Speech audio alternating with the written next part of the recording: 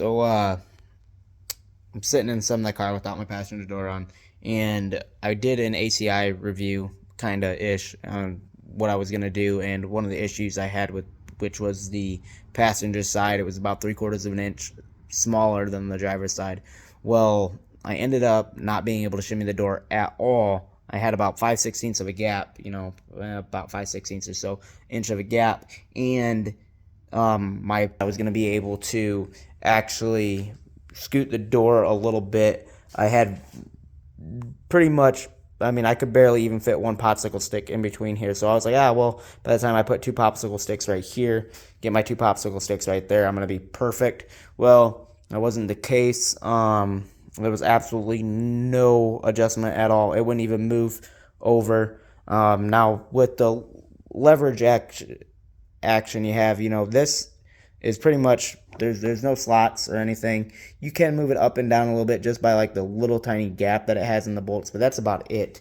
There was absolutely no I couldn't push it over at all, not even an eighth of an inch. And with that being said, I mean, you can lift it up because that eighth inch by the time, or 16th of an inch by the time you get all the way down here, I mean, it equivalates out to be a good amount to get this to line up. But, and then we're talking about up and down motion, not side to side motion. So there is a little up and down, but I had absolutely none side to side on my car. So I ended up having to take a bonding strip and make one, and I kind of notched it out. I actually got a picture of it. It's pretty cool how I did it. It took very time consuming. I had to sit back here and just kind of play with it and get it to, I like made it a jigsaw piece and was able to just fit it in there. I've got tape on all my stuff because this will get stuck to the C-clamps, and then you're going to be over here trying to break the bonding stuff off. I find it easier to put the tape on there, undo it, and then just file or sand the tape off. That's how I do it, and what I found easier. Now, you might be thinking I could have moved this way, and I probably could have moved it that way a little bit more and not had this issue, but the problem that I would have had is I have this pushed all the way back. This right here is, I believe it's already been played with once to get it to fit a shorter bumper, and the issue that I'm going to run into is if I start messing and fabricating this, I'll have to rebuy another one of these in the future. And out of everything that I found on the car, I was able to replace a lot of the stuff. I was not able to find this piece, so I am not going to go and try to fabricate a part that I can't find, which means I'd rather do a little bit of work down there, knowing that this is pushed all the way back, and this, I don't want to fabricate something because this was the problem. Okay, this wasn't the problem, and if I start fabricating this to make up for this problem, then if anything else were to happen down the road, I'll have to go and try to buy another one of them. So the ACI, this thing being 3/4 of an inch off from the factory, huge issue for me. Was really kind of hoping I could just, get it to line up right, but this is going to be a pretty much a show quality car, and I'm going to have 3/16 or less gap around the entire car. So when it's all said and done, my body lines are going to be perfect on the car, and everything's going to be solid to the best of my ability. And I mean, this is going to be a lot of finesse on it, but anyways, you can make these things look really good. It's just a matter of how much time you want to put into it.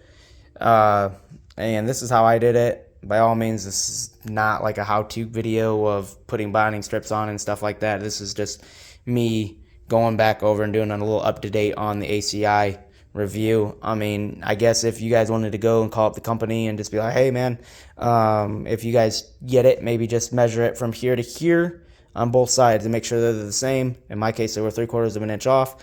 So, right off the bat, as soon as you get that, you can just call them up and be like, hey, this is off. I didn't do that until after I started to get it onto the car, and then I realized it. But by that time, I don't want to wait another 6 weeks to get another one of these in. And I really did think that I could have shimmied that door a little bit, but there was absolutely nothing I could do. So that left me with having to do this. Had I foreseen that, I probably would have went a little bit different route, maybe not, I don't know. I've got a very good amount of bonding. Actually, it's about an inch back, so it's the pretty much the strips down here. I've got the same amount of bonding material on here, and the way I jigsawed it in and kind of went up underneath and stuff to get it to actually, it was like a puzzle piece to get it to slide right up in there.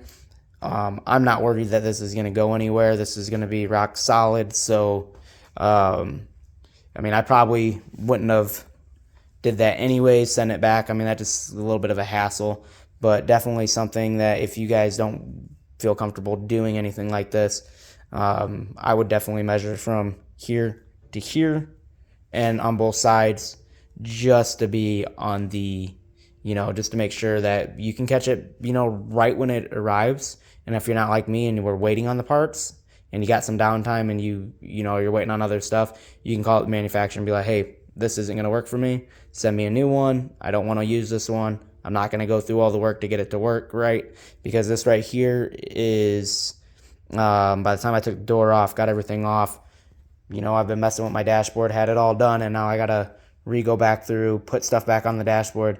This is going to be a little bit of a timely error, I would say. I'm not really going to count the body work into it because I'm already going to be doing body work. But this right here, if a shop were to charge you to do something like this because you want your stuff perfect, this is going to eat up time right here, and it's just going to, So that's just one thing to really just keep in mind on these ACIs is, first of all, I believe, they are kind of on the shorter side from all the way to the forward one to begin with, and this is kind of short, so it really doesn't give you any room to push back. This, I would say, from here on both sides all the way to the front of the nose, mine is probably 5/8 of an inch longer if we're going off the driver's side. I mean, if we're going off this side, then it's 5/8 of an inch plus 3/4 of an inch longer from here to the center of right here. So that's just something to maybe measure too, from here to both your ears on the end. I'm going to call them ears, but both the end pieces. Maybe that's something to get a measurement off your OEM one and your one that you got coming in, just to make sure that you're not going to have any, having to push everything far back, because this thing literally is pushed all the way back. You can't push it any farther back. It is against the bolts, pushed back as far as it can go, and we are just, everything is pretty close to being all the way back as it can go. And the original one it was sitting in the middle. Everything was nice and neat. But that's one of the things when you go aftermarket. ACI could have corrected this issue by adding about, I wouldn't even say 3/4 of an inch, honestly. I took a 3/8 of an inch on that side off, probably a little bit more depending on in spots. So I had plenty to work with on that side. This side being 3/4 of an inch off, I had 3/8 of an inch gap right here. So yeah, I'd probably say it was about 3/8 of an inch that I took off that side. And then this side I had a 3/8 inch gap. So, right there's your 3/4 right here. So 3/8 plus the 3/8 gap is 3/4 of an inch. And, so just do a couple measurements off your OEM one and then check it against your new one when you get it in. This video helps anybody out that is thinking about buying one of these. Just see it, look at it, make sure it is comparable to your OEM one. I mean, the hood, I've been actually doing a lot of thinking about the hood and stuff like that. I would actually prefer the hood to fit a little bit tighter. That way, if you do have a hood that has been filed down, it's not going to look sloppy and you don't have to go and try to bond your hood. That's going to be something that you're going to be opening and shutting. So you're going to be opening and shutting this and opening, and if you bond that, you could put pressure on it, and I don't think your paint lines would look good. So I mean, that being tight, probably better than being loose. I guess you might have a problem if it's too tight though, you won't be able to pull these out far enough, and it might be like kind of wavy. So I don't know. It fit pretty good right here on both sides. I really can't be honest about it, if it would have fit really well right here, because I didn't have enough material. At the end of the day, I'm going to add the 3/8 of an inch that I had to add. I call it a 1/4 inch, but I had a pretty decent sized gap. But thank you guys for watching. Hope this video helps out, and until next time.